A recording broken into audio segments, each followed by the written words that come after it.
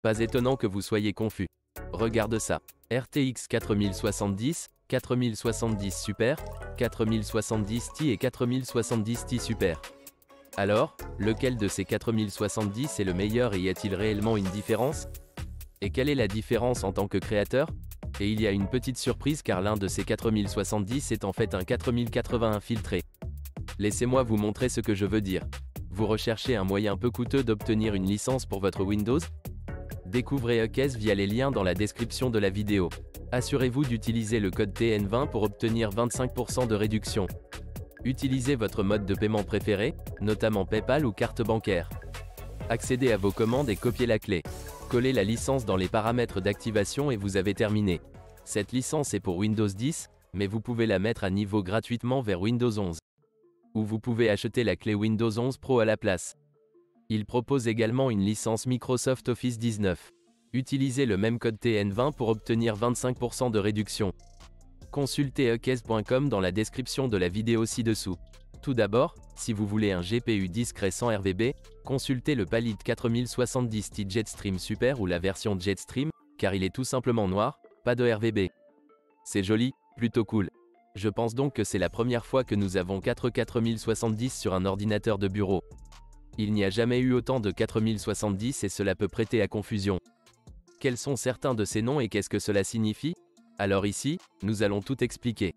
Tout d'abord, nous allons examiner les spécifications et vous pouvez voir ici sur les spécifications que tout semble très similaire. Le 4070 Super est légèrement meilleur que le 4070. Vient ensuite le 4070 Ti, puis nous avons le Ti Super. Super a donc une signification de performance inférieure à celle d'un Ti. Eh bien, en fait, cela n'a pas de sens, n'est-ce pas? Tout d'abord, le GPU devient un Ti, puis Nvidia pourrait ajouter un Ti Super. Le Super vient donc après le Ti. Donc si vous savez qu'il existe un Ti et un Super, alors vous savez que le Super est venu après. Nous verrons donc dans un premier temps que l'un de ces GPU est en réalité un 4080 secret. Comme vous pouvez le voir, toutes les puces ou matrices du GPU sont des AD104, à l'exception du Ti Super. Le Ti Super est en fait une version réduite du 4080 car le 4080 est une matrice AD103, ce qui signifie que Nvidia n'a probablement pas vendu suffisamment de 4080 ou qu'ils ont simplement réduit le coût du 4080, mais comme ils avaient beaucoup de matrices 4080, il leur reste, soit ils les ont réduits pour qu'ils puissent être, vous savez, soit 4080 défectueux ou ils ont dû désactiver certains cœurs. C'est ce qu'on appelle le processus de regroupement. Ou en fait, ils ont simplement pris la puce 4080 qu'ils ne pouvaient pas vendre au prix de 4080 et l'ont transformée en 4070 Ti Super, ce qui signifie qu'ils ont simplement désactivé par logiciel certains cœurs et certaines fonctionnalités du 4080 et cela devient un 4070 Ti Super. Et voilà, le voici. Ce qui est intéressant, n'est-ce pas? Lentement, vous pouvez constater que le nombre de cœurs a légèrement augmenté, ainsi que le cache L2. Et si vous regardez le cache L2, le 4070 Ti Super en a la même quantité que le 4080, ce qui est encore une fois intéressant. Et ici, nous pouvons voir, oh, c'est 4080, mais juste une version un peu réduite. Le Ti Super est le seul à disposer de 16 Go de VRAM contre 12 sur les autres. Et tous les autres ont un bus mémoire de 192 bits, alors que le Ti Super en a un 256, qui est également le même sur le 4080. Oh là là! Le TDP augmente légèrement, sauf que les Ti et Ti Super partagent un TDP de 285 watts. La seule chose que vous devez noter ici est que le 4070 Ti n'est plus produit. Les autres le sont. Ainsi, le Super est généralement simplement exclu de toutes les autres versions, vous savez, non Super, à l'exception des 4070 et 4070 Super, qui seront toujours produites, toutes deux ensemble. Apparemment, le 4070 Ti a un très bon rendement. Et comme vous pouvez le voir, ils peuvent également obtenir, vous savez, un nombre de noyaux plus élevé. Maintenant, si vous souhaitez récupérer l'un de ces GPU ou consulter la configuration de mon banc de test, je vais laisser le lien dans la description ci-dessous où vous pouvez les trouver, cliquez dessus et voir lesquels je suis. En utilisant et, vous savez, trouvez plus d'informations. De plus, si vous souhaitez obtenir des demandes de build spécifiques ou des réponses à vos questions de build, consultez Minectapt ici et un taux de réponse de 100%. Donc, si vous ne parvenez pas à me contacter par DM ou autre sur les emails sociaux, je reviens toujours au message Minect afin que vous puissiez me contacter là-bas. Tout d'abord, jetons un coup d'œil aux benchmarks GPU Geekbench 6. Et ici, vous pouvez voir comment ces GPU augmentent lentement en performance. Le Super est environ 7 à 9% plus rapide que le non-Super. Le Ti est alors environ 21 à 25% plus rapide que le 4070. Et puis le Ti Super est environ 26 à 28% plus rapide que le 4070. Vous pouvez donc voir ici que les Ti et Ti Super n'ont pas beaucoup de performance. Une grande différence, seulement quelques pourcents. Mais le Super et le Ti ont une assez grande différence. Jetons un coup d'œil à quelques applications et références réelles. Puget Bench 0, 9, 3.7, Photoshop 25.0. Vous pouvez voir qu'ici il n'y a pas tellement de différence entre toutes ces cartes. La différence maximale est de 2,2, ce qui correspond aux 4070 et 4070 Super. En fait, la carte Super est plus rapide que la Ti et la Ti Super, ce qui est intéressant. Et cela montre simplement que si vous le faites dans Photoshop, aucune de ces cartes n'a vraiment de sens pour vous. Et peut-être souhaitez-vous rechercher quelque chose de plus abordable et de mieux. Par exemple, consultez Arc A770 si vous le souhaitez. À moitié prix et encore plus rapide pour Photoshop. Dans Lightroom classique, vous pouvez constater des gains ou des pertes de performance, mais il ne s'agit pas d'une application si dépendante du GPU et il s'agira très probablement d'un goulot d'étranglement du processeur ou de la RAM dans Lightroom classique. Mais le montage vidéo, c'est ici que les choses deviennent intéressantes. Dans Premiere Pro, c'est donc 23,6 avec Puget Bench 0,98. Vous pouvez voir que toutes ces cartes fonctionnent de la même manière. Il est intéressant de noter que le 4070 Super est en fait plus rapide que le 4070 Ti, ce qui ne devrait pas se produire de cette façon. Mais cela montre simplement qu'il existe une marge d'erreur qui fonctionne avec ces derniers. Et c'est intéressant. Les Super pourraient être une meilleure option que le 4070 Ti. Et le Ti Super est globalement environ 6 à 6,4% plus rapide que le 4070, ce qui n'est en réalité pas grand-chose du tout. Et si vous regardez le prix, le Ti Super pourrait ne pas avoir de sens pour vous. Et si vous plongez un peu plus profondément, vous pouvez voir que les scores long-up, intra-frame et brut sont très similaires avec tous ces GPU. Ils fonctionnent avec une marge d'erreur presque avec chacun d'eux. La seule vraie différence que vous pouvez voir ici concerne les scores d'effet GPU étendus et standard, où plus nous montons haut, meilleur est le score GPU, sauf que le Super et le Ti sont très similaires dans leur score d'effet GPU standard. Extended est un peu plus rapide sur le Ti, mais c'est la seule différence, ce qui signifie essentiellement que tous ces types d'encodage ou de décodage de moteurs multimédia fonctionnent exactement de la même manière dans Premiere Pro. Donc, la façon dont ils utilisent les moteurs multimédia est très similaire à tous. Et peut-être que pour Premiere Pro, le 4070 Super ou Ti, cela n'en vaut peut-être pas la peine. Il y a cependant une chose à considérer ici, à savoir la capacité de la VRAM. Et dans Premiere Pro, ce benchmark, par exemple, ne réduit pas la capacité VRAM. Donc, tout va bien avec 12 ou 8, voire un peu plus de 8. Ce benchmark utilise la capacité VRAM. Il utilise la VRAM de 16 Go, ce qui peut être très important pour vous si votre chronologie devient un peu plus complexe et utilise une résolution supérieure à 4 Kelvin et des choses comme ça. C'est donc celui-là qu'il faut considérer. Et comme vous pouvez le constater, vous pourriez en fait obtenir plus de performance lorsque vous utilisez des effets GPU, qu'ils soient standards ou étendus. Mais en général, les 4070, 4070 Super et Ti sont à peu près les mêmes dans Premiere Pro. Passons à After Effects, comme vous pouvez le voir, des résultats très similaires. Vous êtes probablement confronté à un goulot d'étranglement du processeur ou de la RAM dans After Effects. Et vous pouvez voir que le GPU n'ajoute pas grand-chose. Le Ti Super a l'avantage d'avoir plus de VRAM, ce qui pourrait être un peu intéressant pour vous. Mais en général, c'est ce qui se passe là-bas. Il n'y a pas tellement de différence. Intéressant, le Super est plus rapide que le Ti. Encore une fois, des performances très similaires à celles que l'on voit sur l'application précédente. Mais Premiere Pro et After Effects n'utilisent pas autant le GPU et il est fort probable que votre processeur soit un goulot d'étranglement. Mais DaVinci Resolve le fait. Et ici, Puyo Japan 0.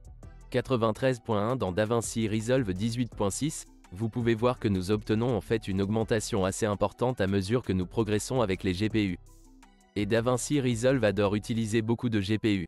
Le 4070 Super est environ 5,7 à 7% plus rapide que le 4070. Le 4070 Ti est encore quelques pourcents plus rapide, jusqu'à 8,9% plus rapide que le 4070. Et puis le Ti Super est encore quelques pourcents plus rapide, 9,75 à 11,6% plus rapide que le 4070. Et ici, avoir plus de RAM est vraiment important. Et comme vous pouvez le voir dans les scores des effets GPU, le Ti Super a probablement la plus forte augmentation entre le modèle précédent par rapport au 4070 Super et est également un peu plus rapide que le 4070. Mais comme vous pouvez le constater dans DaVinci Resolve, vous pouvez obtenir une augmentation mesurable à mesure que vous montez. Mais le Ti Super est-il environ 12% plus cher que le 4070? Probablement pas. Plus vous obtiendrez davantage avec le Ti Super, encore une fois, la VRAM. Capacité VRAM, si vous effectuez un type de chronologie plus complexe et si vous utilisez un 3080, par exemple, qui ne dispose que de 10 Go de VRAM, le Ti Super pourrait être une bien meilleure option pour accéder à DaVinci Resolve. Maintenant, après avoir dit tout cela et comparé tous les 4070 dans DaVinci Resolve, la carte que vous voudrez peut-être récupérer si vous utilisez l'une des anciennes cartes de la série 10 ou 20 est une 3090. Vous pouvez obtenir un 3090 d'occasion à un prix inférieur à celui du Ti Super 4070. Et il est en fait légèrement plus rapide que le Ti Super. Si vous ne voyez pas ce que je veux dire, je vous recommande fortement de consulter toutes les vidéos comparées des GPU. Et là, vous pouvez voir tous les mêmes résultats car j'utilise exactement la même version des benchmarks. Tous les GPU présentés ici sont comparables à ce que vous voyez ici, ainsi qu'aux résultats ou évaluations individuelles de chacun de ces GPU, où je compare l'évaluation individuelle avec AMD et peut-être avec certains des équivalents Intel. Alors vous verrez, devriez-vous même opter pour AMD ou devriez-vous opter pour Intel? Mais passons maintenant à la 3D.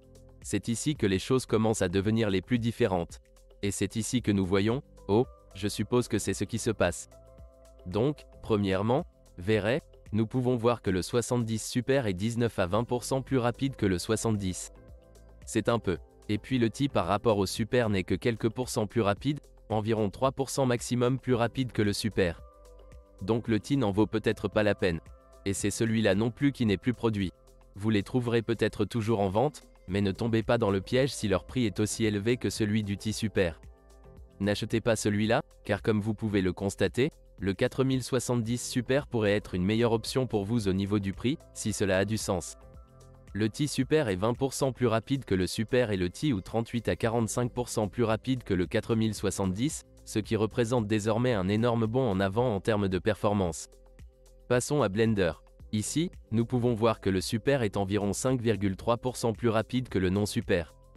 Le Ti est maintenant un peu plus rapide que le 4070, environ 19 à 25% plus rapide, ce qui signifie que le Super et le Ti ont une augmentation d'environ 20%. Et le Ti Super est environ 35 à 38% plus rapide dans les scènes Monster, Junk Shop et Classroom. Entre le Ti et le Ti Super, il y a environ 10 à 15% d'augmentation des performances. Mais ce benchmark Blender ne sature pas réellement complètement la capacité de la VRAM. On ne voit donc pas vraiment l'avantage du Ti Super par rapport au Ti ou à tous les autres. Mais dans Octane Bench et Redshift, nous le pouvons. Dans Octane Bench, nous pouvons voir que le Super est environ 10 à 11% plus rapide que le non-Super. Le Ti nous donne 5% de plus que le Super et le Ti Super nous donne 20% de plus que le Ti, soit environ 35,7% plus rapide que le 4070, ce qui représente désormais une augmentation assez importante des performances. Et peut-être que le prix de la 3D commence vraiment à avoir un sens.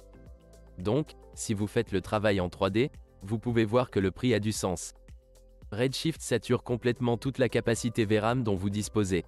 Même si vous disposez de 24 Go, tout ira pour Redshift. Et ici, vous pouvez voir que le 4070 Super, qui a la même VRAM que le non-Super, n'est qu'environ 5,6% plus rapide. Le Ti, qui a la même capacité VRAM, est 8% plus rapide que le Super, soit environ 13,56% plus rapide que le 4070. Mais le Ti Super ici, vous pouvez voir pourquoi il s'agit en fait d'un 4080 déguisé, est 37,3% plus rapide que le 4070, qui est 25% plus rapide que le Ti. Vous pouvez voir qu'il s'agit d'une énorme augmentation des performances car nous disposons d'un tampon VRAM supplémentaire. En termes de baisse de puissance, nous commençons à augmenter la puissance à mesure que nous montons. Le 4070 fait environ 200 watts. Le 4070 Super représente 10% supplémentaire, soit environ 220. Le 4070 Ti augmente désormais considérablement à 285. Mais le Ti Super utilise la même puissance que le Ti avec une chute de puissance de 285 watts. Alors, lequel de ces GPU devriez-vous acheter? l'un de ces 4070 ou 4070 Ti Super, qui est en fait un 4080? Cela dépend des performances. Cela dépend de votre application réelle et de ce que vous faites. En retouche photo, oubliez-les tous. Pas pour toi, vraiment. Achetez-en un, tout ira bien. En montage vidéo, les choses commencent à devenir un peu plus intéressantes. Maintenant, ce que je recommande, c'est que si vous faites du montage vidéo très sérieux et que vous le faites comme un travail, et quel que soit le GPU que vous utilisez actuellement, essayez d'installer l'Info 64 sur le matériel et voyez si vous limitez votre tampon VRAM GPU actuel. Si vous utilisez 12 Go, le Ti Super est en fait une bonne option car il n'est pas loin du 4080. Allez jeter un œil à la revue 4080 et vous verrez.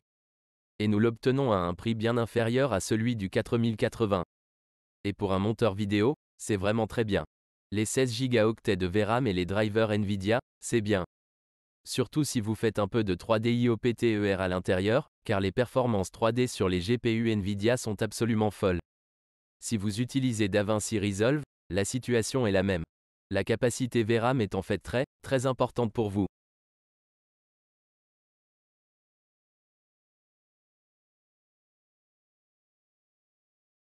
Parce que si vous limitez cela, le tout pourrait être lent, même si votre GPU a peut-être plus de puissance. Pour la 3D, je pense que c'est là que le Ti Super se dégourdit vraiment les jambes et que le prix a vraiment du sens.